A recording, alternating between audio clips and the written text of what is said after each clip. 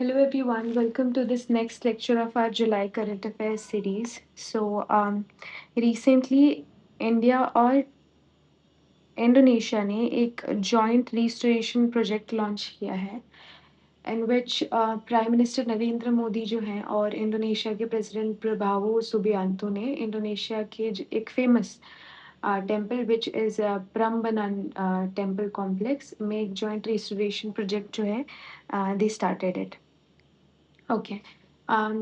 तो इस प्रोजेक्ट में इंडिया की तरफ से आर्कियोलॉजिकल सर्वे ऑफ इंडिया काम करेगा एंड सिर्फ इंजीनियरिंग प्रोजेक्ट नहीं है। अगर एक ब्रॉडर पिक्चर में देखा जाए तो ये डिप्लोमेसी का प्रोजेक्ट जो है हम इसको बोल सकते हैं।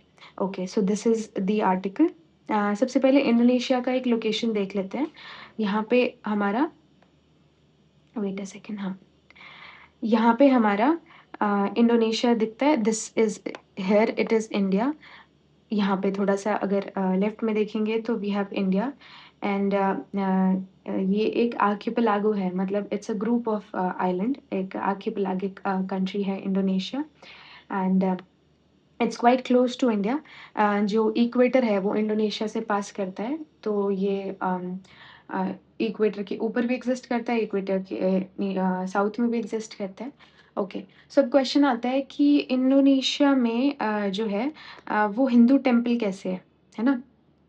तो इंडोनेशिया तो मुस्लिम कंट्री है, मतलब मेजॉरिटी पॉपुलेशन जो है वो मुस्लिम है इंडोनेशिया में, तो फिर हिंदू टेम्पल कैसे है? तो ये यूपीएससी का फेवरेट कंसेप्चुअल क्वेश्चन है। अगर इंडोनेशिया की हिस्ट्री देखी जाए तो आज इंडोनेशिया दुनिया का सबसे बड़ा मुस्लिम मेजॉरिटी कंट्री है, लेकिन इस्लाम वहाँ डायरेक्टली शुरू नहीं हुआ था। उससे पहले वहाँ हिंदू किंगडम, बुद्धिस्ट किंगडम कई सेंचुरीज़ तक रूल करते थे। एग्ज़ाम्पल लाइक श्रीविजय किंगडम या शैलेंद्र डायनेस्टीज़ के बारे में आपने पक्का सुना होगा, है ना? इस पीरियड में हज़ारों टेम्पल्स बने और जो प्रम्बनन भी है उन्हीं में से एक है। तो बाद में इस्लाम पीसफुली ट्रेडर्स के थ्रू स्प्रेड हुआ, लेकिन इंडोनेशिया ने अपनी पुरानी सिविलाइज़ेशन को डिस्ट्रॉय नहीं किया, उसने उसे प्रिज़र्व किया। इसी वजह से हम देखते हैं कि इंडोनेशिया में हमको अम रामायण बैलेट्स वगैरह काफ़ी होते हैं वहाँ पे। वहाँ पे महाभारत के टीवी सीरियल्स बने हुए हैं, संस्कृत के वर्ड्स यूज़ होते हैं, गरुड़ उनका नेशनल सिंबल है और गणेश जो है वो उनकी करेंसी और यूनिवर्सिटीज़ वगैरह पे देखने को मिलता है और बाली जो है वो हिंदू मेजॉरिटी आइलैंड हमको देखने को मिलता है। तो ये बताता है कि रिलिजन बदल सकता है, लेकिन सिविलाइज़ेशन की मेमोरी बहुत लंबी चलती है, ठीक है? तो अब हम देखते हैं कि ये प्रम्बनन टेम्पल है क्या? तो ये इंडोनेशिया का लार्जेस्ट हिंदू कॉम्प्लेक्स है। It is the largest Hindu complex in Indonesia और ये 9th सेंचुरी में बनाया गया था और संजय डायनेस्टी जो है, संजय डायनेस्टी वो दे वर द बिल्डर्स एंड ये टेम्पल जो है वो त्रिमूर्ति को डेडिकेटेड है, which is Brahma the creator, Vishnu the preserver and Shiva the destroyer. Okay, और ये इनमें से सबसे जो बड़ा टेम्पल है वो शिवा टेम्पल है और उसकी हाइट अप्रॉक्सीमेटली 47 मीटर्स लंबी है। ठीक है। अभी टेम्पल के आर्किटेक्चर में जो है वो सबसे पहले शिवा टेम्पल यहाँ देखने को मिलता है, फिर विष्णु टेम्पल देखने को मिलता है, फिर ब्रह्मा टेम्पल देखने को मिलता है ना? फिर कुछ स्मॉलर टेम्पल्स देखने को मिलते हैं and then there is this outer boundary. ठीक है? ये पूरा डिज़ाइन हिंदू कॉस्मोलॉजी को रिप्रेज़ेंट करता है और टेम्पल का जो स्ट्रक्चर है वो माउंट मेरू का सिंबॉलिक रिप्रेज़ेंटेशन माना जाता है। माउंट मेरू जो है वो हिंदू माइथोलॉजी में यूनिवर्स का सेंटर मानते हैं। ठीक है। रामायण से भी इसका कुछ कनेक्शन है। सबसे इंटरेस्टिंग पार्ट है कि टेम्पल की जो वॉल वगैरह हैं वो सिंपली डेकोरेटेड नहीं है। पूरी रामायण देखने को मिलती है, स्टोन कार्विंग्स देखने को मिलती हैं वहाँ पे, है ना? स्टोरी में दिखाई जाती है रामा का एग्ज़ाइल और सीता हरण या हनुमान क्रॉसिंग ओशियन, लंका दहन और रावण के साथ में राम का वॉर वगैरह सब दिखाई देता है। ठीक है? आज भी हर साल रामायण बैलेट वगैरह परफ़ॉर्म होती है वहाँ पे और ऑडियंस में मैक्सिमम मुस्लिम्स होते हैं और ये बताता है कि कल्चर रिलिजन से भी ज़्यादा पावरफुल जो है वो ब्रिज बन सकता है। अभी ये एक यूनेस्को वर्ल्ड हेरिटेज साइट भी है, ठीक है? 1991 में इसको जो है वर्ल्ड हेरिटेज साइट बना दिया गया था। इसमें आउटस्टैंडिंग आपको हिंदू आर्किटेक्चर देखने को मिलता है, it's a masterpiece. South east Asia की सिविलाइजेशन का एविडेंस है और एक्सीलेंट स्टोन कार्विंग आपको देखने को मिलेगी और historic significance, cultural continuity, everything. तो इंडिया जो है वो क्या करेगा? इंडिया जो है इस प्रोजेक्ट में क्या करेगा? सबसे पहले ये देखते हैं, then will discuss the other aspects. तो इंडिया सिर्फ़ ऐसे नहीं है कि पेंट कर देगा, या कंज़र्वेशन का मतलब होलिस्टिक होता है ना? स्ट्रक्चरल स्टडी करना, टेम्पल वीक तो नहीं हो रहा है, या स्टोन कंज़र्वेशन, स्टोन वेदरिंग कैसे रोकनी है, digital documentation, 3D mapping, laser scanning वगैरह, डिजिटल रिकॉर्ड्स रखना, या साइंटिफिक रिस्टोरेशन करना, जो ओरिजिनल रॉक्स हैं उनको प्रिज़र्व करना, रिप्लेसमेंट कम से कम हो, है ना? नॉलेज को शेयर करना, इंडियन आर्कियोलॉजिस्ट, इंडोनेशियन एक्सपर्ट्स वगैरह वो साथ मिलकर काम करेंगे, है ना? वो सब चीज़ें। आर्कियोलॉजिकल सर्वे ऑफ इंडिया का क्या रोल रहेगा? तो आर्कियोलॉजिकल सर्वे ऑफ इंडिया जो है वो एक इम्पॉर्टेंट हेरिटेज कंजर्वेशन एजेंसी है इंडिया की। It was established in 1861 by Alexander Cunningham, हमने सबने ही पढ़ा है। तो इसका मेजर फंक्शन क्या होता है कि जो एंशिएंट मॉन्यूमेंट्स वगैरह हैं उनको प्रोटेक्ट करना, या एग्ज़िबिशन्स करना, या आर्कियोलॉजिकल रिसर्च करना, म्यूज़ियम्स वगैरह को मैनेज करना, है ना? जो हेरिटेज है, हेरिटेज कंज़र्वेशन, एपिग्राफ़ी वगैरह इन सब से रिलेटेड। सो जो आर्कियोलॉजिकल सर्वे ऑफ इंडिया है उसने इंडिया के बाहर भी प्रोजेक्ट्स किए हैं, जैसे कंबोडिया में किए हैं, नेपाल में किए हैं, इवन श्रीलंका और वियतनाम में भी किए हैं, और अब इंडोनेशिया इस लिस्ट में आ गया है ना? लेकिन ये सब हम कर क्यों रहे हैं? Why are we doing all this, है ना? यहाँ सब हमने ये किया हुआ है। Why are we doing this? ठीक है? First is civilisational diplomacy. आज की डिप्लोमेसी सिर्फ ट्रेड, मिलिट्री, डिफेंस तक लिमिटेड नहीं है, कंट्रीज़ अपनी हिस्ट्री भी यूज़ कर रही हैं। अब इंडिया कह रहा है कि हमारा और इंडोनेशिया का जो रिलेशन है वो सिर्फ 75 इयर्स का नहीं है, इंस्टेड 2000 इयर्स पुराना रिलेशन है हमारा इंडोनेशिया के साथ में। तो ये एक इमोशनल कनेक्शन जो है वो क्रिएट करता है, और इसी को कहते हैं civilisational diplomacy. Next is soft power, ठीक है? सबसे पहले हार्ड पावर क्या होती है? आर्मी, मिसाइल्स, वॉर या इकोनॉमिक सैंक्शंस लगा देना, ये सब हार्ड पावर होती है। What is soft power? वो पावर जिसमें कोई कंट्री फोर्स यूज़ नहीं करती, लोग खुद अट्रैक्ट होते हैं। और इंडिया की जो सॉफ्ट पावर है वो किस-किस में दिखती है? Like yoga, Ayurveda, Buddhism, Bollywood, Indian cuisines वगैरह हो गए, है ना? रामायण हो गया, नालंदा हो गया, democracy is also one, digital public infrastructure हो गया दीज़ डेज़, और हेरिटेज कंज़र्वेशन, है ना? इसी लाइन में अब जो प्रम्बनन रिस्टोरेशन है, ये भी सॉफ्ट पावर का एक एग्ज़ाम्पल है। एक quote I would like to share, which is hard power makes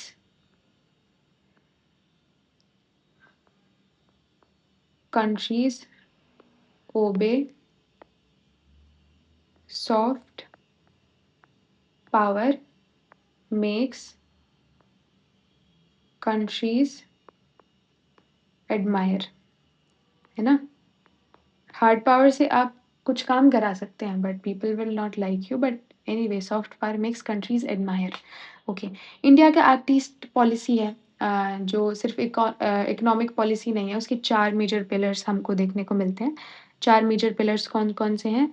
connectivity is one, connect connectivity is one, उसके अलावा trade is another, security is another, and last is culture. ये 4 pillar हैं हमारे Act East Policy के। These are the 4 major pillars of our Act East policy.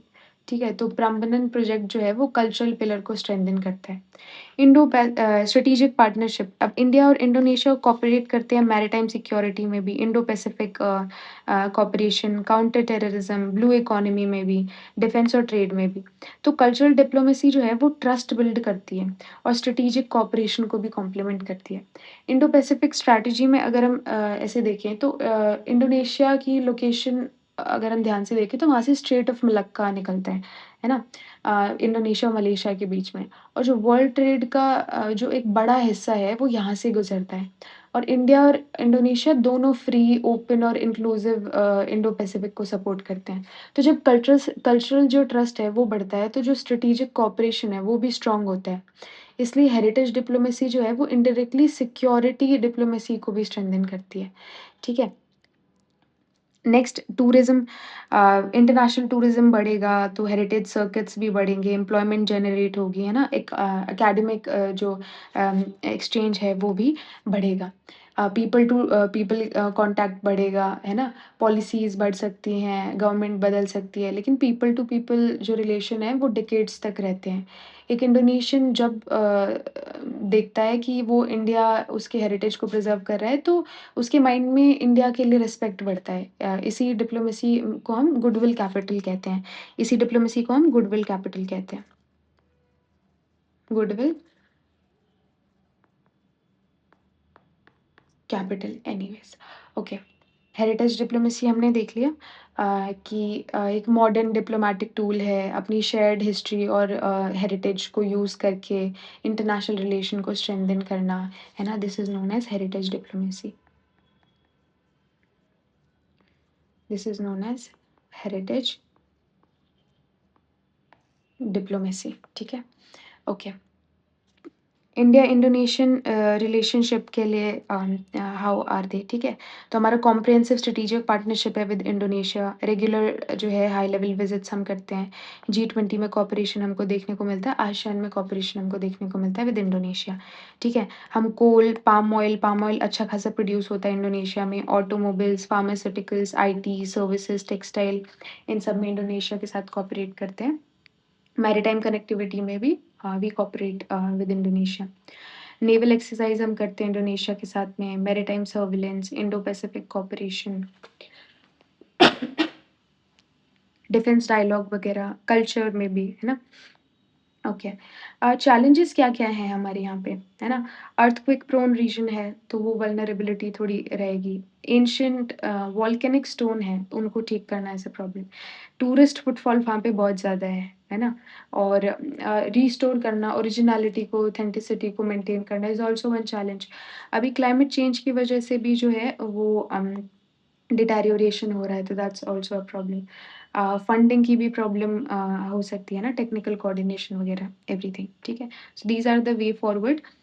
We can expand the heritage diplomacy across ASEAN, है ना? ASEAN का member है Indonesia, and joint archaeological research we can promote, in student और scholar exchange we can promote, और digital documentation कर सकते हैं, 3D mapping कर सकते हैं, एक sustainable heritage tourism we can develop, है ना? और इंडिया और एशियान जो है वो कल्चरल पार्टनरशिप वी कैन उसको स्ट्रेंथन कर सकते हैं ना, और कंजर्वेशन को लोकल कम्युनिटी पार्टिसिपेशन के साथ में वी कैन ऐड, ठीक है? This is the value addition code, culture is the widening of mind and the spirit by Jawaharlal Nehru, this you can use in your essay or your mains paper.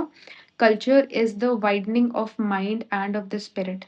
How is it linked to our constitution? Article 51 जो है, it encourages respect for international laws and fostering peaceful relation among nations, um, a principle reflected in cultural cooperation. So ये हमारे DPSP में last article है, देखने को मिलता है.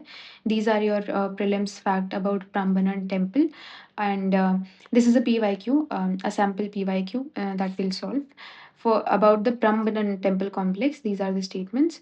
It is located in Indonesia. Yes, correct. It is dedicated primarily to Hindu Trimurti. Yes, it is correct. And it is UNESCO World Heritage Site. Yes, it is correct.